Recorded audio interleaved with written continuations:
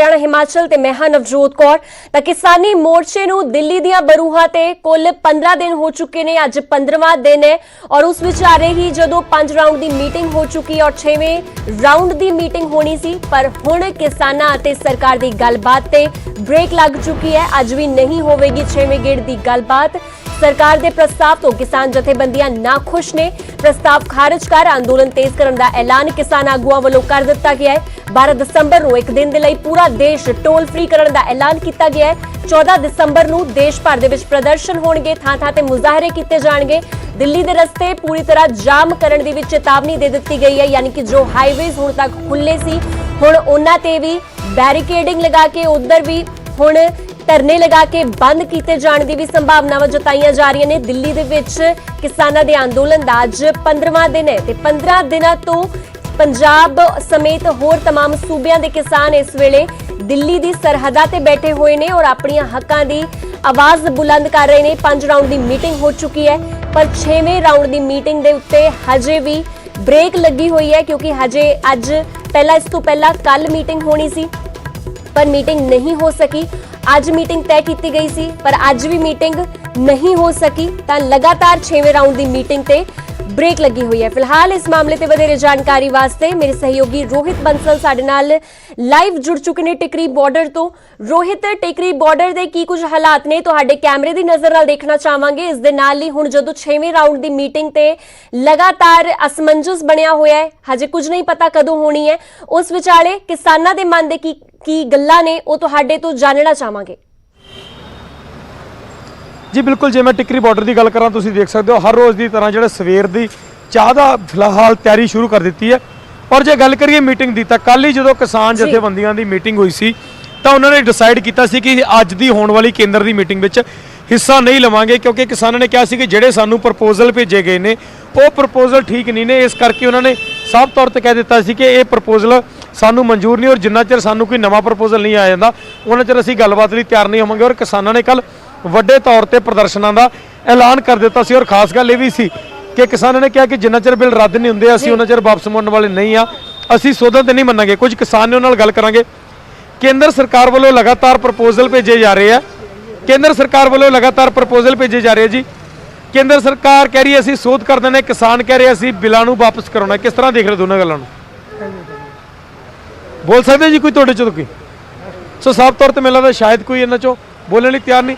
भाई जी केंद्र कह रहा है कि असी सोध कर देने, पर दूजे पासे किसान कह रहे कि जिन्ना चिर बिल रद्द नहीं हो जाते असी पिछे हटन वाले नहीं हाँ। हाँ जी सही गल है, किसानों उन्ना चिर पिछे नहीं हटना जिन्ना चिर ये रद्द नहीं कर देंगे। वो तो सोध आगे जावांगे, सोध कोई जरूरी नहीं, सोध नहीं चाहते किसान, रद्द कराना चाहते हैं। तो किसानों का एकता है लम्मा जिन्ना चिर समा चलूगा उन्ना चिर किसान बैठे रहने। जिस तरह कल किसानों ने ऐलान किया कि आने वाले समय में संघर्ष को होर तेज किया जाऊगा, जिस तरह दिल्ली जयपुर रोड घेरन की गल की है, लगता है केंद्र से इस चीज़ का दबाव बनेगा? हाँ जी, हाँ जी, पूरा दबाव बनेगा जी, पूरा। जे मैं गल कर लगातार मीटिंगों की, लग रहा है कि कुछ मीटिंगों के नाल इस चीज़ का हल निकलने की उम्मीद है? देखो जी जो तो मीटिंगां लगातार चल रही हैं, चलो इदू पहला जो चल रही हुण जो किसान जथेबंदियां ने लिया आपका फैसला भी अगे वो तिखा ही करेंगे संघर्ष, तो इस तो बाद मैंने लगता भी कोई होर मीटिंग इन्हां नहीं होगी। तो साफ तौर पर कुछ होर किसान आगू ने कल एक प्रपोजल केंद्र सरकार ने भेजा सी, उसनूं किसानों ने रिजेक्ट करता। किसान कहते जिन्ना चिर बिल वापस नहीं होंदे असीं वापस मुड़न वाले नहीं है। किस तरह देख रहे हो? कल जो प्रपोजल भेजी थी उस प्रपोजल के अंदर नया कुछ नहीं था, जो पहले ही बातचीत हो गई थी इन बिलों के ऊपर, उसी के ऊपर वो प्रपोजल थी, तो उसको हमने कल ठुकरा दिया है और अस्वीकार कर दिया। अब देश के अंदर 12 तारीख से जो जयपुर हाईवे है उसको रोका जाएगा और टोल प्लाजे हैं उनको बिल्कुल पर्ची मुक्त किया जाएगा। और 14 तारीख से पूरे देश के अंदर जिला मुख्यालयों के ऊपर प्रदर्शन किए जाएंगे। बीजेपी और उनके सहयोगी दलों के जो नेता है, एमएलए है, विधायक है, एमपी है, उनका बाइकाट किया जाएगा। और पूरे देश के अंदर बड़ा प्रदर्शन करके आज जो हिंदी क्षेत्र राज्य है जो दिल्ली के नज़दीक लगते हैं उनको दिल्ली आने की कॉल करते हैं कि सारे दिल्ली आएंगे, और बाकी जो साउथ के एरिया रह जाता है उनको वो पक्के मोर्चे लगाएंगे 14 तारीख के प्रदर्शन करके वहीं। ਦਿੱਲੀ ਦੇ ਜੋ ਰੋਡ ਹਾਲੇ ਤੱਕ ਬਲੌਕ ਨਹੀਂ ਕੀਤੇ ਗਏ ਉਹਨਾਂ ਨੂੰ ਬਲੌਕ ਕਰਨ ਦੀ ਕੋਸ਼ਿਸ਼ ਕੀਤੀ ਜਾਏਗੀ। उनको 12 तारीख को बताया, 12 तारीख से उन रोडों को ब्लॉक किया जाएगा और 12 ਤਰੀਕ ਨੂੰ ਦਿੱਲੀ ਪੂਰੀ ਤਰ੍ਹਾਂ ਸੀਲ ਕਰ ਦਿੱਤਾ ਜਾਏਗਾ। दिल्ली के चारों तरफ सील कर दिया जाएगा 12 तारीख से। ਜੇ ਮੈਂ ਗੱਲ ਕਰਾਂ ਜਿਸ ਤਰ੍ਹਾਂ ਕਿ ਕਿਹਾ ਜਾ ਰਿਹਾ ਸੀ ਕਿ ਮੀਟਿੰਗ ਤੋਂ ਬਾਅਦ ਮੀਟਿੰਗ ਅੱਜ ਦੀ ਮੀਟਿੰਗ ਦਾ ਵੀ ਕਿਸਾਨਾਂ ਨੇ ਬਾਇਕਾਟ ਕਰ ਦਿੱਤਾ ਹੈ, ਕੀ ਲੱਗ ਰਿਹਾ ਕਿ ਮੀਟਿੰਗਾਂ ਦੇ ਨਾਲ ਕੋਈ ਪੋਜ਼ਿਟਿਵ ਰਿਸਪੌਂਸ ਨਹੀਂ ਮਿਲ ਸਕਦਾ, ਔਰ ਜਿਹੜੀ ਤੁਸੀਂ ਕਾਲ ਲਈ ਹੈ ਬੰਦ ਕਰਨ ਦੀ ਹੋਗੀ ਜਾਂ ਕੋਈ ਵੀ ਧਰਨੇ ਪ੍ਰਦਰਸ਼ਨ ਦੀ ਹੈ, ਇਸ ਨਾਲ ਕੇਂਦਰ ਤੇ ਕੋਈ ਦਬਾਅ ਬਣਦਾ ਨਜ਼ਰ ਆਏਗਾ? बिल्कुल दबाव आएगा, क्यों नहीं आएगा। क्यों 8 तारीख को भारत बंद था और इतना बड़ी संख्या के अंदर पहली बार ऐतिहासिक रूप से ये भारत बंद हुआ है और पूरे देश की जनता आज ये चाह रही है। ये केवल किसानों का आंदोलन नहीं है, ये आंदोलन आज जन आंदोलन बन गया है। और ये जो कृषि बिल नहीं है, ये बिल जो है देश विरोधी बिल है, इसलिए इस सरकार को मानना पड़ेगा, क्योंकि देश की जनता आज चाह रही है कि हमें इस देश के अंदर ये बिल नहीं चाहिए, ये कानून हमें ये नहीं चाहिए। तो सरकार को निश्चित तौर के ऊपर झुकना पड़ेगा, मानना पड़ेगा। ਤਾਂ ਸਾਫ਼ ਤੌਰ ਤੇ ਅੱਜ ਲੱਗ ਰਿਹਾ ਕਿ ਅੱਜ ਮੀਟਿੰਗ ਪ੍ਰਧਾਨ ਮੰਤਰੀ ਨਾਲ ਹੋਣੀ ਚਾਹੀਦੀ ਹੈ ਕਿਸਾਨਾਂ ਦੀ, ਜਿਸ ਤਰ੍ਹਾਂ ਪਹਿਲਾਂ ਖੇਤੀਬਾੜੀ ਮੰਤਰੀ ਨਾਲ ਹੋ ਰਹੀ ਹੈ, ਸ਼ਾਇਦ ਉਸ 'ਚ ਕੋਈ ਹੱਲ ਨਿਕਲਦਾ ਨਜ਼ਰ ਨਹੀਂ ਆ ਰਿਹਾ। मीटिंग प्रधानमंत्री से हो या इससे उस फर्क नहीं पड़ता, फ़र्क पड़ता है उनकी जो नीयत है उससे, कि उनकी नीयत साफ नहीं है। और हम मीटिंगों से या प्रधानमंत्री के साथ बैठ के या किसी और के साथ बैठ के इस बात का कोई किसान जत्थेबंदियों को शौक नहीं है। हमें मीटिंग करने की ज़रूरत भी नहीं है। ये अनाउंस कर दे, ये जो है विधेयक ले आए, अध्यादेश लेके आके कानून निरस्त कर दे, हमें मीटिंग करने की ज़रूरत ही है। कानून निरस्त कर दे, हम अपना आंदोलन वापस ले लेंगे। ਸਾਫ਼ ਤੌਰ ਤੇ ਕਿਸਾਨ ਇਸੇ ਗੱਲ ਤੇ ਅੜੇ ਹੋਏ ਨੇ ਕਿ ਜਿਹੜੇ ਕਾਨੂੰਨ ਨੇ ਉਹ ਵਾਪਸ ਕੀਤੇ ਜਾਣ, ਜਿੰਨਾ ਚਿਰ ਇਹ ਕਾਨੂੰਨ ਵਾਪਸ ਨਹੀਂ ਹੋ ਜਾਂਦੇ ਅਸੀਂ ਇਸੇ ਤਰ੍ਹਾਂ ਹੀ ਸੰਘਰਸ਼ ਕਰਦੇ ਰਵਾਂਗੇ। ਜੀ ਜੀ ਰੋਹਿਤ, 15 ਦਿਨ ਹੋ ਚੁੱਕੇ ਨੇ, ਤੁਸੀਂ ਟਿਕਰੀ ਬਾਰਡਰ ਤੇ ਮੌਜੂਦ ਹੋ। 15 ਦਿਨਾਂ ਦੇ ਵਿੱਚ ਕੀ ਕੁਝ ਮੂਵਮੈਂਟ ਵੇਖੀ ਜਾ ਸਕਦੀ ਹੈ, ਕਿਉਂਕਿ ਲਗਾਤਾਰ ਟਰੈਕਟਰ ਟਰਾਲੀਆਂ ਤੇ ਕਿਸਾਨ ਹਜੇ ਵੀ ਪੰਜਾਬ ਹਰਿਆਣਾ ਤੋਂ ਦਿੱਲੀ ਦਾ ਕੂਚ ਕਰ ਰਹੇ ਨੇ। ਕਿੰਨੀ ਕੁ ਤੁਸੀਂ ਤਾਦਾਦ ਦੇਖ ਸਕਦੇ ਹੋ ਇਸ ਵੇਲੇ, ਕਿੰਨੇ ਕੁ ਲੋਕ ਵੱਧ ਚੜ ਕੇ ਹਿੱਸਾ ਲੈ ਰਹੇ ਨੇ ਇਸ ਮੋਰਚੇ ਵਿੱਚ? ਨਵਜੋਤ, ਇੱਥੇ ਕਿਸਾਨਾਂ ਦੀ ਜੇ ਮੈਂ ਗੱਲ ਕਰਾਂ, ਵੱਡੀ ਗਿਣਤੀ ਦੇ ਵਿੱਚ ਜਿਹੜੇ ਕਿਸਾਨ ਨੇ ਉਹ ਪਹੁੰਚੇ ਹੋਏ ਨੇ। ਸ਼ੁਰੂਆਤੀ ਦਿਨਾਂ ਦੇ ਵਿੱਚ ਹਰਿਆਣਾ ਦੇ ਕਿਸਾਨ ਇਹਨਾਂ ਅੰਦੋਲਨਾਂ ਵਿੱਚ ਨਜ਼ਰ ਨਹੀਂ ਆ ਰਹੇ ਸੀ, ਪਰ 2 ਦਿਨਾਂ ਬਾਅਦ ਹੀ ਅੰਦੋਲਨ ਦੇ ਵਿੱਚ ਹਰਿਆਣਾ ਦੇ ਕਿਸਾਨਾਂ ਨੇ ਵੀ ਐਂਟਰੀ ਸ਼ੁਰੂ ਕਰ ਦਿੱਤੀ ਔਰ ਕਾਫੀ ਵੱਡੀ ਗਿਣਤੀ ਦੇ ਵਿੱਚ ਹੁਣ ਹਰਿਆਣਾ ਏਰੀਆ ਦੇ ਕਿਸਾਨ ਨੇ ਜਿਹੜੇ ਤੁਹਾਨੂੰ ਨਜ਼ਰ ਆ ਰਹੇ ਨੇ ਤਸਵੀਰਾਂ ਦੇ ਵਿੱਚ, ਸਾਰੇ ਹਰਿਆਣਾ ਏਰੀਆ ਦੇ ਕਿਸਾਨ ਨੇ। ਔਰ ਇਸ ਤੋਂ ਇਲਾਵਾ ਜੇ ਮੈਂ ਗੱਲ ਕਰਾਂ ਤਾਂ ਹੁਣ ਹਰ ਰੋਜ਼ ਪੰਜਾਬ ਤੋਂ ਬੱਸਾਂ ਆ ਰਹੀਆਂ ਨੇ, ਹਰ ਰੋਜ਼ ਪੰਜਾਬ ਤੋਂ 10-10, 20-20 ਬੱਸਾਂ ਆ ਰਹੀਆਂ ਨੇ, ਜਿਸ ਦੇ ਵਿੱਚ ਕੁਝ ਕਿਸਾਨ ਇੱਥੋਂ ਚਲੇ ਜਾਂਦੇ ਨੇ ਔਰ ਉੱਥੋਂ ਕਿਸਾਨ ਵਾਪਸ ਆ ਜਾਂਦੇ ਨੇ। ਇੱਕ ਤਰੀਕੇ ਨਾਲ ਰਿਪਲੇਸਮੈਂਟ ਕੀਤੀ ਜਾ ਰਹੀ ਹੈ, ਪਰ ਟਰਾਲੀਆਂ ਉਸੇ ਤਰ੍ਹਾਂ ਹੀ ਖੜੀਆਂ ਹੋਈਆਂ ਨੇ। ਔਰ ਕਈ ਵਾਰ ਤਾਂ ਇਦਾਂ ਦਾ ਹੁੰਦਾ ਕਿ 8 ਬੰਦੇ ਇੱਥੋਂ ਵਾਪਸ ਜਾਂਦੇ ਨੇ ਔਰ ਉਧਰੋਂ 12-12, 15-15 ਬੰਦੇ ਵਾਪਸ ਦਿੱਲੀ ਆ ਜਾਂਦੇ ਨੇ। ਜੀ ਨਵਜੋਤ। ਜੀ ਰੋਹਿਤ, ਇਸ ਦੇ ਨਾਲ ਅਸੀਂ ਤਸਵੀਰਾਂ ਵੀ ਵੇਖੀਆਂ, ਜਿਵੇਂ ਕਿ ਕੱਲ ਸਿੰਘੂ ਬਾਰਡਰ ਤੇ ਵੀ ਦੇਸੀ ਗੀਜ਼ਰ ਦਾ ਅਰੇਂਜਮੈਂਟ ਕੀਤਾ ਗਿਆ, ਕਿਉਂਕਿ ਹੁਣ ਠੰਡ ਵੱਧ ਰਹੀ ਹੈ ਤੇ ਕੀ ਕੁਝ ਮੁਸ਼ਕਿਲਾਂ ਦਾ ਸਾਹਮਣਾ ਕਰਨਾ ਪੈ ਰਿਹਾ ਕਿਸਾਨਾਂ ਨੂੰ? ਜੀ ਬਿਲਕੁਲ, ਜੇਕਰ ਮੈਂ ਠੰਡ ਦੀ ਗੱਲ ਕਰਾਂ ਤਾਂ ਇੱਥੇ ਲੱਕੜਾਂ ਦੀ ਗਿਣਤੀ ਕਾਫੀ ਜ਼ਿਆਦਾ ਹੈ, ਹੋਰ ਭਾਰੀ ਮਾਤਰਾ ਦੇ ਵਿੱਚ ਇੱਥੇ ਭੱਠੀਆਂ ਲਗਾਈਆਂ ਗਈਆਂ ਨੇ, ਤਾਂ ਉਸ ਦੇ ਨਾਲ ਗਰਮ ਪਾਣੀ ਕਰ ਲਿਆ ਜਾਂਦਾ। ਪਰ ਵੱਡੀ ਗੱਲ ਜਿਹੜੀ ਇੱਥੇ ਤੁਸੀਂ ਦੇਖ ਸਕਦੇ ਹੋ ਕਿ ਸਵੇਰੇ ਸਵੇਰੇ ਜਿਸ ਤਰ੍ਹਾਂ ਚਾਹ ਪਾਣੀ ਦਾ ਅਰੇਂਜਮੈਂਟ ਕੀਤਾ ਗਿਆ, ਔਰ ਦੂਜੇ ਪਾਸੇ ਤੁਸੀਂ ਦੇਖ ਸਕਦੇ ਹੋ ਕਿ ਜਿਹੜਾ ਪੂਰੇ ਦਾ ਪੂਰਾ ਇਹਨਾਂ ਨੇ ਦੇਸੀ ਘਿਓ ਦੀ ਇਹਨਾਂ ਨੇ ਚੀਜ਼ਾਂ ਤਿਆਰ ਕੀਤੀਆਂ ਹੋਈਆਂ। ਦੇਸੀ ਘਿਓ ਦੇ ਨਾਲ ਜਿਹੜਾ ਪ੍ਰਸ਼ਾਦ ਸਵੇਰ ਦਾ ਉਹ ਤਿਆਰ ਕਰ ਲਿਆ ਗਿਆ ਔਰ ਭਾਰੀ ਗਿਣਤੀ ਦੇ ਵਿੱਚ ਜਿਹੜੀ ਰਾਸ਼ਨ ਸਮੱਗਰੀ ਹੈ ਤੁਹਾਨੂੰ ਇੱਥੇ ਤਸਵੀਰਾਂ ਦੇ ਵਿੱਚ ਨਜ਼ਰ ਆ ਰਹੀ ਹੋਏਗੀ। ਸੋ ਫਿਲਹਾਲ ਧਰਨਿਆਂ ਨੂੰ ਦੇਖ ਕੇ ਲੱਗ ਰਿਹਾ ਕਿ ਕਿਸੇ ਚੀਜ਼ ਦੀ ਕਮੀ ਨਹੀਂ ਆ ਰਹੀ। ਔਰ ਪਿਛਲੇ ਦਿਨਾਂ 'ਚ ਅਸੀਂ ਦੇਖ ਰਹੇ ਸੀਗੇ ਕਿ ਇਸ ਬਾਰਡਰ ਦੇ ਉੱਤੇ ਇੱਕ ਰੋਟੀਆਂ ਬਣਾਉਣ ਵਾਲੀ ਮਸ਼ੀਨ ਲਗਾ ਦਿੱਤੀ ਗਈ, ਆਟਾ ਗੁੰਨਣ ਵਾਲੀ ਮਸ਼ੀਨ ਲਗਾ ਦਿੱਤੀ ਗਈ, ਤਾਂ ਕਿ ਜਿਹੜੇ ਕਿਸਾਨ ਆਏ ਉਹਨਾਂ ਨੂੰ ਦਿੱਕਤ ਨਾ ਆਵੇ, ਕਿਉਂਕਿ ਵੱਡੀ ਗਿਣਤੀ 'ਚ ਕਿਸਾਨ ਹੈ ਔਰ ਹੱਥਾਂ ਨਾਲ ਰੋਟੀਆਂ ਬਣਾਉਣੀਆਂ ਕਈ ਵਾਰ ਮੁਸ਼ਕਲ ਹੋ ਜਾਂਦਾ। ਤਾਂ ਇਸ ਕਰਕੇ ਉਹਨਾਂ ਨੇ ਇੱਥੇ ਰੋਟੀਆਂ ਬਣਾਉਣ ਵਾਲੀ ਮਸ਼ੀਨ ਲਗਾ ਦਿੱਤੀ ਤਾਂ ਕਿ ਛੇਤੀ ਰੋਟੀਆਂ ਬਣ ਸਕਣ ਔਰ ਜ਼ਿਆਦਾ ਰੋਟੀਆਂ ਬਣਾਈਆਂ ਜਾ ਸਕਣ। ਜੀ ਨਵਜੋਤ।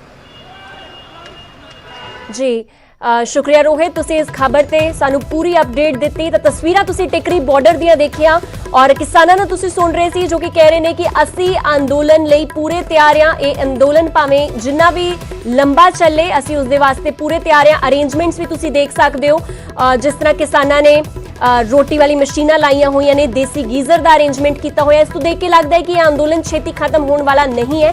ਹਾਲਾਂਕਿ ਟਸਲ ਜਿਹੜੀ ਹੈ ਉਹ ਲਗਾਤਾਰ ਕੇਂਦਰ ਸਰਕਾਰ ਔਰ ਕਿਸਾਨਾਂ ਦੇ ਵਿੱਚ ਬਰਕਰਾਰ ਹੈ।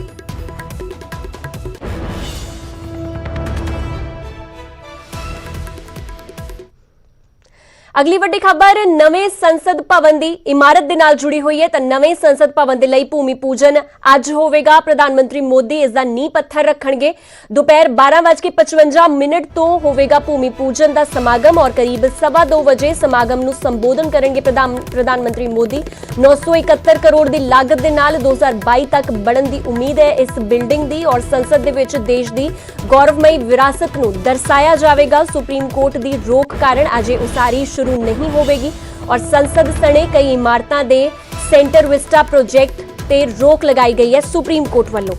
तां अज भूमि पूजन होवेगा और नवे सदन दी इमारत दा श्री गणेश कीता जावेगा। 12:55 ਦਾ ਸਮਾਂ ਜਿਹੜਾ ਨਿਰਧਾਰਿਤ ਕੀਤਾ ਗਿਆ ਪੂਜਨ ਸਮਾਗਮ ਦਾ ਔਰ ਇਸ ਦੇ ਵਿੱਚ ਪ੍ਰਧਾਨ ਮੰਤਰੀ ਨਰਿੰਦਰ ਮੋਦੀ ਖੁਦ ਨੀਂਹ ਪੱਥਰ ਰੱਖਣਗੇ। ਕਰੀਬ 2:15 ਵਜੇ ਸਮਾਗਮ ਨੂੰ ਸੰਬੋਧਨ ਕਰਨਗੇ ਪੀਐਮ। 971 ਕਰੋੜ ਦੀ ਲਾਗਤ ਦੇ ਨਾਲ 2022 ਤੱਕ ਇਸ ਦੇ ਬਣਨ ਦੀ ਉਮੀਦ ਹੈ। ਹਾਲਾਂਕਿ ਸੁਪਰੀਮ ਕੋਰਟ ਦੀ ਰੋਕ ਕਾਰਨ ਅਜੇ ਉਸਾਰੀ ਦਾ ਕੰਮ ਸ਼ੁਰੂ ਨਹੀਂ ਹੋ ਸਕਦਾ। ਸੰਸਦ ਸਣੇ ਕਈ ਇਮਾਰਤਾਂ ਦੇ ਸੈਂਟਰ ਵਿਸਟਾ ਪ੍ਰੋਜੈਕਟ ਤੇ ਰੋਕ ਲਗਾਈ ਗਈ ਹੈ ਸੁਪਰੀਮ ਕੋਰਟ ਵੱਲੋਂ। ਤਾਂ 12:55 ਤੇ ਭੂਮੀ ਪੂਜਨ ਦਾ ਆਯੋਜਨ ਕੀਤਾ ਜਾਵੇਗਾ ਔਰ ਸਮਾਗਮ ਨੂੰ ਸੰਬੋਧਨ ਪ੍ਰਧਾਨ ਮੰਤਰੀ ਮੋਦੀ ਕਰੀਬ 2:15 ਵਜੇ ਕਰਨਗੇ। ਤੇ ਅੱਜ ਨਵੇਂ ਸੰਸਦ ਦੀ ਭੂਮੀ ਪੂਜਨ ਹੈ ਔਰ ਪ੍ਰਧਾਨ ਮੰਤਰੀ ਮੋਦੀ ਖੁਦ ਇਸ ਦਾ ਨੀਂਹ ਪੱਥਰ ਰੱਖਣਗੇ।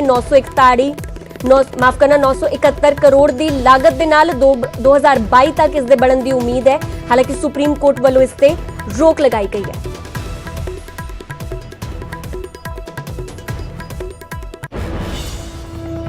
ਵੱਡੀ ਖਬਰ ਚੰਡੀਗੜ੍ਹ ਤੋਂ ਆ ਰਹੀ ਹੈ। ਮੋਹਾਲੀ ਦੇ ਵਿੱਚ ਲੁਟੇਰੇ ਦਾ ਕਤਲ ਹੋਇਆ। ਦਰਅਸਲ ਚੰਡੀਗੜ੍ਹ ਦੇ ਵਿੱਚ ਵਾਰਦਾਤ ਕਰਕੇ ਭੱਜ ਰਿਹਾ ਸੀ ਔਰ ਆਪਸੀ ਵਿਵਾਦ ਦੇ ਵਿੱਚ ਸਾਥੀਆਂ ਨੇ ਹੀ ਇਸ ਨੂੰ ਗੋਲੀ ਮਾਰ ਦਿੱਤੀ ਔਰ ਮੋਹਾਲੀ ਦੇ ਵਿੱਚ ਇਸ ਵਾਰਦਾਤ ਨੂੰ ਅੰਜਾਮ ਦਿੱਤਾ ਗਿਆ। ਚੰਡੀਗੜ੍ਹ ਸੈਕਟਰ 23 ਦੇ ਵਿੱਚ ਲੁੱਟ ਦੀ ਕੋਸ਼ਿਸ਼ ਕੀਤੀ ਗਈ ਸੀ। ਇੱਕ ਬਦਮਾਸ਼ ਇਸ ਦੇ ਵਿੱਚ ਫੜਿਆ ਵੀ ਗਿਆ ਸੀ। ਹਾਲਾਂਕਿ 3 ਲੁਟੇਰੇ ਮੌਕੇ ਤੋਂ ਫਰਾਰ ਹੋ ਗਏ ਸੀ ਔਰ ਫਰਾਰ ਹੋਇਆਂ 3 ਬਦਮਾਸ਼ਾਂ ਚੋਂ ਇੱਕ ਦਾ ਕਤਲ ਹੋ ਗਿਆ ਔਰ ਉਸਦੇ ਆਪਦੇ ਹੀ 2 ਸਾਥੀਆਂ ਨੇ ਉਸਦਾ ਗੋਲੀ ਮਾਰ ਕੇ ਕਤਲ ਕਰ ਦਿੱਤਾ।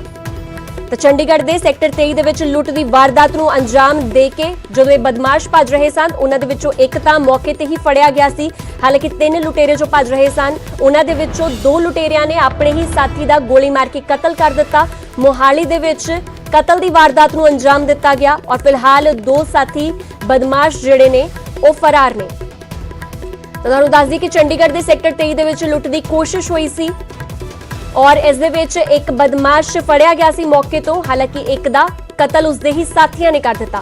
ਫਿਲਹਾਲ ਇਸ ਮਾਮਲੇ ਤੇ ਵਧੇਰੇ ਜਾਣਕਾਰੀ ਵਾਸਤੇ ਮੇਰੇ ਸਹਿਯੋਗੀ ਮਨੋਜ ਰਾਠੀ ਸਾਡੇ ਨਾਲ ਜੁੜ ਚੁੱਕੇ ਨੇ। ਮਨੋਜ, ਪੂਰਾ ਮਾਮਲਾ ਤੁਹਾਡੇ ਤੋਂ ਸਮਝਣਾ ਚਾਹੁੰਦੇ ਆ। ਜਿਨ੍ਹਾਂ 2 ਲੋਕਾਂ ਨੇ, ਜਿਨ੍ਹਾਂ 2 ਬਦਮਾਸ਼ਾਂ ਨੇ ਆਪਣੇ ਸਾਥੀ ਦਾ ਕਤਲ ਕੀਤਾ ਸੀ, ਫਿਲਹਾਲ ਉਹਨਾਂ ਬਾਰੇ ਕੀ ਸਟੇਟਸ ਹੈ? ਉਹ ਫੜੇ ਗਏ ਨੇ ਜਾਂ ਹਜੇ ਵੀ ਫਰਾਰ ਨੇ? ਨਵਜੋਤ, ਇਹ ਕੱਲ ਸ਼ਾਮ ਨੂੰ ਚੰਡੀਗੜ੍ਹ ਦੇ ਸੈਕਟਰ 23 ਜਿਹੜੇ ਗੋਲਡ ਵਪਾਰੀ ਹੈ ਉਹਦੀ ਦੁਕਾਨ 'ਚ ਵੜ ਕੇ 3 ਜਿਹੜੇ ਨਕਾਬਪੋਸ਼ ਆਏ ਸੀਗੇ ਉਹਨਾਂ ਨੇ ਗੋਲੀ ਮਾਰ ਕੇ ਉੱਥੋਂ ਫਰਾਰ ਹੋ ਗਏ ਸੀ। ਹਾਲਾਂਕਿ ਪੁਲਿਸ ਹਜੇ ਲੱਭ ਰਹੀ ਸੀ ਉਹਨਾਂ ਨੂੰ। ਥੋੜੀ ਦੇਰ ਬਾਅਦ ਕਰੀਬ ਉੱਥੇ ਕਨਫਰਮ ਹੋਇਆ ਕਿ ਮੋਹਾਲੀ ਦੇ ਸੰਭਾਲਕੀ ਪਿੰਡ ਵਿੱਚ ਇੱਕ ਬੋਡੀ ਮਿਲੀ ਹੈ, ਉਹਨੂੰ ਗੋਲੀਆਂ ਲੱਗੀਆਂ ਔਰ ਉਹਦੀ ਪਹਿਚਾਣ ਜਿਹੜੀ ਹੈਗੀ ਉਹੀ ਹੋਈ ਹੈ ਜਿਹੜਾ ਬੰਦਾ ਇੱਥੇ ਆਇਆ ਸੀਗਾ ਗੋਲਡ ਵਪਾਰੀ ਨੂੰ ਗੋਲੀ ਮਾਰ ਕੇ ਜਿਹੜਾ ਭੱਜਿਆ ਸੀ, ਕਿਉਂਕਿ ਉਹ ਸੀਸੀਟੀਵੀ 'ਚ ਆ ਗਿਆ ਸੀਗਾ। ਲੇਕਿਨ ਹੁਣ ਕੁਐਸਚਨ ਇਹ ਹੈ ਕਿ ਉਹਨੂੰ ਗੋਲੀ ਕਿਹਨੇ ਮਾਰੀ। ਹਾਲਾਂਕਿ ਅਜੇ ਇੱਥੇ ਕੋਈ ਲੁੱਟ ਨਹੀਂ ਹੋਈ ਹੈ, ਸਿਰਫ ਗੋਲੀ ਮਾਰ ਕੇ ਸੈਕਟਰ 23 ਜਿਹੜੇ ਗੋਲਡ ਵਪਾਰੀ ਨੂੰ ਉੱਥੇ ਭੱਜੇ। ਕਿਸੇ ਤਰ੍ਹਾਂ ਦਾ ਕੋਈ ਸਮਾਨ ਜਿਹੜਾ ਹੈ ਉਹ ਲੈ ਕੇ ਨਹੀਂ ਗਏ। ਤੇ ਹੁਣ ਪੁਲਿਸ ਇਨਫੋਰਮ ਕਰ ਰਹੀ ਹੈ, ਇਨਵੈਸਟੀਗੇਸ਼ਨ ਕਰ ਰਹੀ ਹੈ ਕਿ ਆਖਿਰ ਉਹਨੂੰ ਗੋਲੀ ਕਿਹਨੇ ਮਾਰੀ। ਦੇਖ ਜੀ, ਅਗਰ ਸਾਥੀਆਂ ਨੇ ਮਾਰੀ ਹੈ ਤਾਂ ਮਾਰੀ ਕਿਉਂ ਹੈ, ਕਿਉਂਕਿ ਉੱਥੇ ਲੁੱਟ ਕੋਈ ਹੋਈ ਨਹੀਂ ਹੈ। ਸਿਰਫ ਉਹ ਗੋਲੀ ਮਾਰ ਕੇ ਜਿਹੜਾ ਮਾਲਿਕ ਹੈ 23 ਦਾ ਗੋਲਡ ਵਪਾਰੀ ਉਹਨੂੰ ਭੱਜ ਗਏ ਸੀਗੇ। ਤੇ ਹੁਣ ਪੂਰਾ ਇਨਵੈਸਟੀਗੇਸ਼ਨ ਦਾ ਮੈਟਰ ਹੈ। ਜਿਹੜਾ ਜਿਹਨੂੰ ਗੋਲੀ ਲੱਗੀ ਉਹਦਾ ਨਾਮ ਜਸਪ੍ਰੀਤ ਦੱਸਿਆ ਜਾ ਰਿਹਾ ਹੈ। ਉਹ ਮਨੀ ਮਾਜਰਾ ਦਾ ਰਹਿਣ ਵਾਲਾ ਹੈ ਤੇ ਟੈਕਸੀ ਡਰਾਈਵਰ। ਹਾਲਾਂਕਿ ਉਹਦੀ ਗੱਡੀ ਵੀ ਉਹਦੇ ਕੋਲੋਂ ਬਰਾਮਦ ਹੋਈ ਹੈ ਔਰ ਉਹਦੇ ਸਰ ਤੇ 2 ਗੋਲੀਆਂ ਵੱਜੀ ਸੀ। ਤੇ ਹੁਣ ਪੁਲਿਸ ਇਨਵੈਸਟੀਗੇਸ਼ਨ ਕਰ ਰਹੀ ਹੈ। ਚੰਡੀਗੜ੍ਹ ਪੁਲਿਸ ਨੇ ਵੈਰੀਫਾਈ ਕਰ ਲਿਆ, ਉਹਨੂੰ ਪਛਾਣ ਲਿਆ ਕਿ ਉਹੀ ਬੰਦਾ ਹੈ ਕਿ ਜਿਹੜਾ ਨਕਾਬਪੋਸ਼ 3 ਬੰਦਿਆਂ ਨਾਲ ਆਇਆ ਸੀਗਾ। ਤੇ ਹੁਣ ਪੂਰਾ ਇਨਵੈਸਟੀਗੇਸ਼ਨ ਦਾ ਮੈਟਰ ਹੈ ਕਿ ਆਖਿਰ ਉਹਨੂੰ ਗੋਲੀ ਮਾਰੀ ਕਿਨੇ, ਉਹਦੇ ਸਾਥੀਆਂ ਨੇ ਮਾਰੀ, ਇਰਾਦਨ ਕੀ ਸੀਗਾ, ਕੀ ਮਾਮਲਾ ਸੀਗਾ। ਹੁਣ ਪੂਰਾ ਇਨਵੈਸਟੀਗੇਸ਼ਨ ਕੀਤੀ ਜਾ ਰਹੀ ਹੈ। ਮਨੋਜ, ਇਹ ਵੀ ਹੋ ਸਕਦਾ ਹੈ ਕਿਉਂਕਿ ਉਸ ਸੀਸੀਟੀਵੀ ਦੇ ਵਿੱਚ ਉਸਦੀ ਤਸਵੀਰ ਆ ਗਈ ਸੀ, ਉਸ ਤੋਂ ਬਾਅਦ ਉਸਦੇ ਹੀ ਸਾਥੀਆਂ ਨੇ ਸੋਚਿਆ ਕਿ ਸ਼ਾਇਦ ਉਹ ਫੜੇ ਜਾ ਸਕਦੇ ਨੇ, ਉਸ ਤੋਂ ਬਾਅਦ ਕਤਲ ਕਰ ਦਿੱਤਾ ਗਿਆ। ਤਾਂ ਕੀ ਕੁਝ ਲੱਗਦਾ ਹੈ ਪੁਲਿਸ ਫਿਲਹਾਲ ਇਨਵੈਸਟੀਗੇਸ਼ਨ 'ਚ ਕਿਹੜੇ ਪੜਾਅ ਤੱਕ ਪਹੁੰਚੀ ਹੈ? ਇਹ ਬਿਲਕੁਲ ਇਹਦੇ ਵਿੱਚ ਹੁਣ ਕਈ ਚੀਜ਼ਾਂ ਸਾਹਮਣੇ ਆ ਰਹੀਆਂ ਕਿ ਆਖਿਰ ਉਹਦੇ ਜਿਹੜੇ ਸਾਥੀਆਂ ਨੇ ਜੇ ਅਗਰ ਉਹਨੂੰ ਗੋਲੀ ਮਾਰੀ ਹੈ ਤਾਂ ਉਹਦਾ ਰੀਜ਼ਨ ਕੀ ਹੈ। ਕਿਆ ਡਰ ਦੇ ਮਾਰੇ ਉਹਨੂੰ ਗੋਲੀ ਮਾਰੀ ਹੈ ਜਾਂ ਫਿਰ ਹੋਰ ਕੋਈ ਆਪਸ ਇਹਨਾਂ ਦੀ ਕੋਈ ਗੱਲਬਾਤ ਹੋਈ ਹੈ ਜਿਹਦੇ ਕਰਕੇ ਉਹਨੂੰ ਗੋਲੀ ਮਾਰੀ ਤੇ ਉੱਥੋਂ ਫਰਾਰ ਹੋ ਗਏ। ਹਾਲਾਂਕਿ ਹੁਣ ਪੁਲਿਸ ਇਨਵੈਸਟੀਗੇਸ਼ਨ ਕਰ ਰਹੀ ਹੈ ਕਿਉਂਕਿ ਹੁਣ ਤੱਕ ਦੀ ਜਿਹੜੀ ਇਨਵੈਸਟੀਗੇਸ਼ਨ ਸਾਹਮਣੇ ਆਈ ਹੈ ਕਿ ਜਿਹਨੂੰ ਗੋਲਡ ਵਪਾਰੀ ਨੂੰ ਜਿਹਨੂੰ ਗੋਲੀ ਮਾਰੀ ਸੀਗੀ, ਗੋਲੀ ਮਾਰ ਕੇ ਭੱਜੇ ਸੀਗੇ, 4 ਨਕਾਬਪੋਸ਼ ਬੰਦੇ ਸੀਗੇ ਜਿਨ੍ਹਾਂ ਦੀ ਸਾਰੀ ਸੀਸੀਟੀਵੀ ਫੁਟੇਜ ਸਾਹਮਣੇ ਆਈ ਸੀ, ਜਿਹਦੇ ਵਿੱਚ ਇਹ ਵੀ ਹੈਗਾ ਜਸਪ੍ਰੀਤ ਸਿੰਘ। ਹਾਲਾਂਕਿ ਉਹਨਾਂ ਦੇ ਘਰ ਪਰਿਵਾਰ ਵਾਲੇ ਉੱਥੇ ਪਹੁੰਚੇ ਸੀ ਰਾਤ ਨੂੰ, ਉਹਨਾਂ ਦਾ ਕਹਿਣਾ ਹੈ ਕਿ ਇਹ ਟੈਕਸੀ ਡਰਾਈਵਰ ਹੈ, ਲੇਕਿਨ ਉਹਦੀ ਜਿਹੜੀ ਸੰਗਤ ਹੈ, ਉਹਦੇ ਜਿਹੜੇ ਸਾਥੀ ਹੈ, ਉਹ ਬੈਡ ਐਲੀਮੈਂਟ ਹੈ। ਤਾਂ ਕਿਤੇ ਨਾ ਕਿਤੇ ਹੁਣ ਇਹ ਗੱਲ ਆ ਸਕਦੀ ਹੈ ਕਿ ਆਪਸ ਉਹਨਾਂ ਦੀ ਲੜਾਈ ਝਗੜਾ ਹੋਇਆ ਜਾਂ ਕਿਸ ਤਰ੍ਹਾਂ ਦੀ ਕੋਈ ਗੱਲਬਾਤ ਹੋਈ ਕਿ ਉਹਨੂੰ ਗੋਲੀ ਮਾਰ ਕੇ ਉੱਥੋਂ ਫਰਾਰ ਹੋ ਗਏ। जी शुक्रिया मनोज इस खबर ते पूरी जानकारी वास्ते। तो चंडीगढ़ दे विच लुੱਟ ਦੀ वारदात तो बाद एक बदमाश ते उसदे अपने ही साथियां ने गोलियां दाग दित्तियां। फिलहाल ये पूरा मैटर जिहड़ा है अंडर इन्वेस्टिगेशन है। आखिर गोली क्यों मारी गई और की कुछ वजह रही वो सारा हजे पुलिस इन्वेस्टिगेट कर रही है।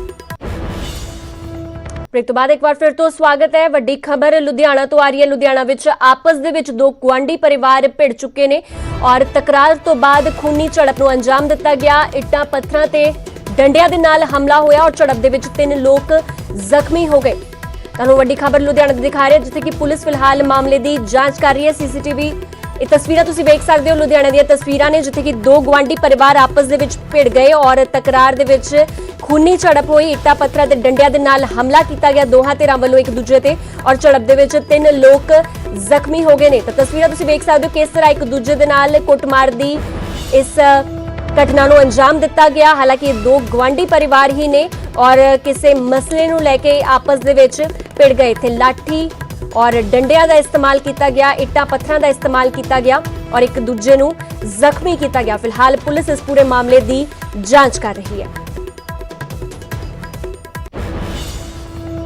तो पहले प्लानिंग ही यही सी कि असीं इन्हां दे गुआंढी हैगे आ ते एक बारी अगर ये इकल्ले होण, वैसे तो असी होंदे नहीं गए ज़्यादातर, मगर इन्हों भन लग गई सी कि मैं इकल्ला हैगा। ये वीडियो च भी देख सकते तुसीं 30 तो 15 ਬੰਦੇ ਇੱਕੋ ਦਮ ਆ ਕੇ ਮੇਰੇ ਇਹਨਾਂ ਨੇ ਹਮਲਾ ਕੀਤਾ। ਮੇਰੇ ਤਿੱਖੇ ਹਥਿਆਰਾਂ ਨਾਲ ਮੇਰੇ ਇਹਨਾਂ ਦੇ ਵਾਰ ਕੀਤਾ। ਸਾਡੇ ਨਾਲ ਹੀ ਕਰਿਆਨੇ ਦੀ ਦੁਕਾਨ ਹੈ ਡੀਐਮ ਦੇ ਬਿਲਕੁਲ ਨਾਲ ਹੀ ਡਿਜ਼ਾਈਨਿੰਗ ਤੇ ਅੱਜ ਕੁਝ ਨਾਲ ਗਿਲ ਗੈਸਟ ਹਾਊਸ ਵਾਲੇ ਕੋਈ 30-35 ਬੰਦੇ ਇੱਕਦਮ ਇਹ ਦੁਕਾਨ ਤੇ ਬੈਠੇ, ਤਿੰਨੋਂ ਪਿਓ ਪੁੱਤਰ ਤੇ ਉਹਨਾਂ ਨੇ ਸਾਡੇ ਤੇ ਅਟੈਕ ਕਰਤਾ ਬਿਲਕੁਲ ਬਹੁਤ ਜ਼ਬਰਦਸਤ। ਸਲੱਗਰ ਤੇ ਤਿੱਖੇ ਤੇਜ਼ਦਾਰ ਹਥਿਆਰ ਸੀਗੇ ਨਾਲ ਉਹਨਾਂ ਕੋਲ ਤੇ ਇੱਟਾਂ ਉੱਟਾਂ ਮਾਰ ਕੇ ਕਾਫੀ ਜ਼ਿਆਦਾ ਨੁਕਸਾਨ ਕੀਤਾ ਸਾਡਾ, ਨਾਲੇ ਦੁਕਾਨ ਦਾ ਬਹੁਤ ਨੁਕਸਾਨ ਕੀਤਾ। ਅਸੀਂ 3 ਬੰਦੇ ਬਹੁਤ ਬੁਰੀ ਤਰੀਕੇ ਨਾਲ ਜ਼ਖਮੀ ਹੋਏ। अगली वड्डी खबर बटाला तो आ रही है, जिथे कि एक भयानक सड़क हादसा हो गया। बेकाबू कार दरख्त दे नाल जाके टकरा गई और कार सवार 3 नौजवानों की मौत हो गई। हादसे दे विच 2 नौजवान गंभीर जख्मी भी हो गए ने और मृतक नौजवानों दे विच 2 सगे भरा शामिल ने। जबरदस्त टक्कर कारण कार दे परखच्चे उड़ गए और कस्बा घुमाण नेड़े यह हादसा वापरिया। तो तस्वीरां भी तुसीं कार दियां देख सकते हो किस तरह परखच्चे उड़े हुए ने, यानी कि जाहिर तौर पर कितना खतरनाक ये हादसा रहा होगा इसका अंदाजा लगाया जा सकता है। तो बटाला दे विच कस्बा घुमाण नेड़े यह हादसा वापरिया, जिथे कि एक कार जो कि तेज रफ्तार दे विच सी और जाके सीधी दरख्त नूं टकरा गई और इस कार दे विच जो नौजवान सवार सी उन्हां दे विचों 3 नौजवानों की मौत हो चुकी है, जिन्हां दे विच 2 सगे भरा भी शामिल ने और इस दे नाल ही 2 नौजवान अजे भी गंभीर रूप दे विच जख्मी ने।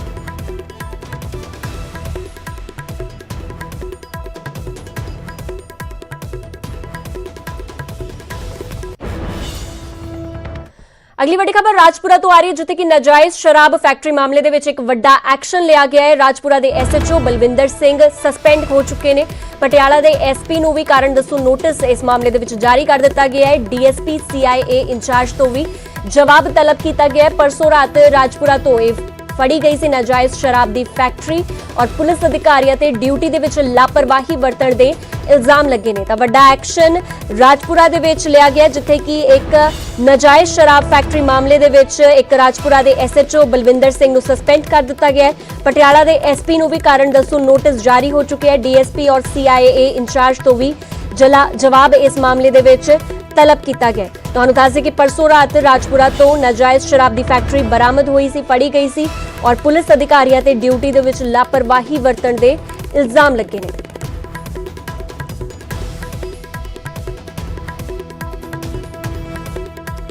तो वड्डी खबर तुहानूं दिखा रहे हैं, जिथे कि राजपुरा दे विच नाजायज शराब फैक्ट्री मामले दे विच वड्डा एक्शन होया है। परसों नाजायज शराब की फैक्ट्री नूं सील किया गया सी और इस मामले दे विच राजपुरा दे SHO बलविंदर सिंह नूं सस्पेंड कर दिता है ਪਟਿਆਲਾ ਦੇ ਐਸਪੀ ਨੂੰ ਵੀ ਕਾਰਨ ਦੱਸੋ ਨੋਟਿਸ ਭੇਜਿਆ ਗਿਆ ਹੈ। ਡੀਐਸਪੀ ਔਰ ਸੀਆਈਏ ਇੰਚਾਰਜ ਤੋਂ ਵੀ ਜਵਾਬ ਤਲਬ ਕੀਤਾ ਗਿਆ ਹੈ ਕਿਉਂਕਿ ਕੋਤਾਹੀ ਇਸ ਮਾਮਲੇ ਦੇ ਵਿੱਚ ਵਰਤੀ ਗਈ ਹੈ। ਇਹ ਇਲਜ਼ਾਮ ਪੁਲਿਸ ਅਧਿਕਾਰੀਆਂ ਤੇ ਲੱਗ ਰਹੇ ਨੇ ਔਰ ਜ਼ਾਹਿਰ ਜੀ ਗੱਲ ਹੈ ਇਹ ਫੈਕਟਰੀ ਕਾਫੀ ਲੰਬੇ ਅਰਸੇ ਤੋਂ ਚੱਲ ਰਹੀ ਸੀ ਔਰ ਪ੍ਰਸ਼ਾਸਨ ਦੇ ਨੱਕ ਦੇ ਹੇਠਾਂ ਹੀ ਇਹ ਫੈਕਟਰੀ ਚਲਾਈ ਜਾ ਰਹੀ ਸੀ। ਤਾਂ ਇਸ ਦੇ ਵਿੱਚ ਐਸਐਚਓ ਬਲਵਿੰਦਰ ਸਿੰਘ ਨੂੰ ਸਸਪੈਂਡ ਕਰ ਦਿੱਤਾ ਹੈ ਕਿਉਂਕਿ ਉਹ ਇੰਚਾਰਜ ਸੀਗੇ ਇਸ ਏਰੀਆ ਦੇ ਔਰ ਉਹਨਾਂ ਦੇ ਕਾਰਜ ਜੋ ਉਹਨਾਂ ਦੇ ਪੂਰਾ ਏਰੀਆ ਹੈ ਉਸ ਦੇ ਵਿੱਚ ਹੀ ਇਹ ਫੈਕਟਰੀ ਚੱਲ ਰਹੀ ਸੀ ਔਰ ਕਾਫੀ ਲੰਬੇ ਅਰਸੇ ਤੋਂ ਚੱਲ ਰਹੀ ਸੀ। ਤਾਂ ਡਿਊਟੀ ਦੇ ਵਿੱਚ ਲਾਪਰਵਾਹੀ ਦੇ ਇਲਜ਼ਾਮ ਲੱਗੇ ਨੇ ਪੁਲਿਸ ਅਧਿਕਾਰੀਆਂ ਤੇ। ਫਿਲਹਾਲ ਇਸ ਮਾਮਲੇ ਤੇ ਵਧੇਰੇ ਜਾਣਕਾਰੀ ਵਾਸਤੇ ਮੇਰੇ ਸਹਿਯੋਗੀ ਰਾਜਪੁਰਾ ਤੋਂ ਅਮਰਜੀਤ ਪੰਨੂ ਸਾਡੇ ਨਾਲ ਜੁੜ ਚੁੱਕੇ ਨੇ। ਅਮਰਜੀਤ, ਤੁਹਾਡੇ ਤੋਂ ਜਾਨਣਾ ਚਾਹਾਂਗੇ ਕਿ ਇਹ ਫੈਕਟਰੀ ਨੂੰ ਲੱਗਿਆ ਕਿੰਨਾ ਟਾਈਮ ਹੋ ਗਿਆ ਸੀ ਔਰ ਕਿਹੜੇ-ਕਿਹੜੇ ਅਧਿਕਾਰੀ ਇਸ ਦੇ ਵਿੱਚ ਉਹਨਾਂ ਤੋਂ ਜਵਾਬ ਮੰਗਿਆ ਗਿਆ ਔਰ ਕਿੰਨਿਆਂ ਨੂੰ ਸਸਪੈਂਡ ਕੀਤਾ ਗਿਆ? ਨਵਜੋਤ ਜੀ, ਜਿਹੜੀ ਇਹ ਫੈਕਟਰੀ ਹੈਗੀ ਕਾਫੀ ਅਰਸੇ ਤੋਂ ਚੱਲ ਰਹੀ ਸੀ। ਰਾਜਪੁਰੇ ਦੇ ਜਿਹੜਾ ਆਸ-ਪਾਸ ਦਾ ਇਲਾਕਾ ਹੈਗਾ ਇੱਥੇ 2-3 ਫੈਕਟਰੀਆਂ ਪਹਿਲਾਂ ਵੀ ਚੱਲ ਰਹੀਆਂ ਸੀਗੀਆਂ, ਲੇਕਿਨ ਜਿਹੜੀ ਸਹੀ ਤਰੀਕੇ ਦੇ ਨਾਲ ਕਾਰਵਾਈ ਨਾ ਹੋਣ ਦੇ ਕਾਰਨ ਜਿਹੜੀ ਇਹ ਫੈਕਟਰੀ ਹੈਗੀ ਹੈ ਰਾਜਪੁਰਾ ਪਟਿਆਲਾ ਬਾਈਪਾਸ ਰੋਡ ਦੇ ਉੱਪਰ ਕਾਫੀ ਅਰਸੇ ਤੋਂ ਚੱਲ ਰਹੀ ਸੀ। ਸਾਈਜ਼ ਵਿਭਾਗ ਵਾਲਿਆਂ ਨੇ ਇਹਦਾ ਛਾਪੇਮਾਰੀ ਕੀਤੀ ਹੈ ਕਿ ਜਿਹੜੀ ਰਾਜਪੁਰਾ ਦੀ ਲੋਕਲ ਪੁਲਿਸ ਸੀਗੀ ਤੇ ਆਪਣੇ ਐਸਐਚਓ ਸਾਹਿਬ ਸੀਗੇ ਜਿਹੜੇ ਉਹਨਾਂ ਨੂੰ ਇਹਨਾਂ ਦੇ ਸਬੰਧ ਵਿੱਚ ਸਸਪੈਂਡ ਕਰ ਦਿੱਤਾ ਗਿਆ ਔਰ ਜਿਹੜੇ 2 ਦੋਸ਼ੀ ਸੀਗੇ 2 ਦੋਸ਼ੀ ਫੜੇ ਆ। ਇਸ ਜਿਹੜੀ ਫੈਕਟਰੀ ਦੇ ਪਿੱਛੋਂ ਹੈਗਾ ਅਨੁਕੂਲ 20,000 ਲੀਟਰ ਅਨੁਕੂਲ ਫੜਿਆ ਹੈਗਾ। 44 ਪੇਟੀਆਂ ਜਿਹੜੀਆਂ ਸ਼ਰਾਬ ਦੀਆਂ ਹੈਗੀਆਂ ਨਜਾਇਜ਼ ਉਹ ਫੜੀਆਂ, ਰੈਪਰ ਫੜੇ ਗਏ ਹੈਗੇ ਆ। ਲੇਕਿਨ ਇਸ ਏਰੀਆ ਦੇ ਵਿੱਚ ਐਡਾ ਲੰਬਾ ਕੰਮ ਕਾਫੀ ਹਫ਼ਤੇ ਤੋਂ ਚੱਲ ਰਿਹਾ ਲੇਕਿਨ ਕੋਈ ਕਾਰਵਾਈ ਨਹੀਂ ਤਸੱਲੀਬਖਸ਼ ਹੋ ਰਹੀ। ਜੀ ਅਮਰਜੀਤ, ਧੰਨਵਾਦ ਤੁਹਾਡਾ ਇਸ ਖਬਰ ਤੇ ਪੂਰੀ ਜਾਣਕਾਰੀ ਵਾਸਤੇ। ਤਾਂ ਨਾਜਾਇਜ਼ ਸ਼ਰਾਬ ਦੀ ਫੈਕਟਰੀ ਦੇ ਮਾਮਲੇ ਦੇ ਵਿੱਚ ਕਈ ਅਧਿਕਾਰੀ ਇਸ ਦੀ ਲਪੇਟ ਦੇ ਵਿੱਚ ਆਏ ਨੇ ਔਰ ਕਈਆਂ ਤੇ ਐਕਸ਼ਨ ਵੀ ਹੋ ਚੁੱਕਿਆ ਹੈ।